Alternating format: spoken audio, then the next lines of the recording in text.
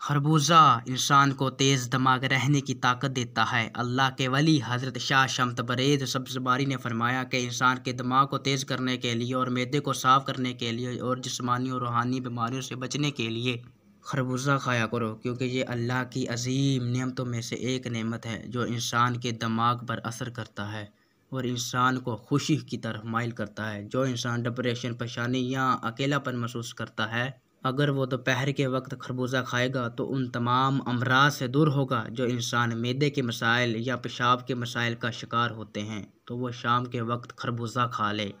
جو انسان ذہنی سکون نہیں محسوس کرتے، حاضر دماغ نہیں رہتے اور روحانی بیماریوں کا شکار ہوتے ہیں، تو وہ مغرب کے فوراً بعد خربوزہ کھا لے اور خربوزے پہ 27 مرتبہ سورہ نصر پڑھ لے۔ اللہ کے کرم سے وہ جسمانی اور روحانی امراض سے اللہ کی پناہ میں ہوگا،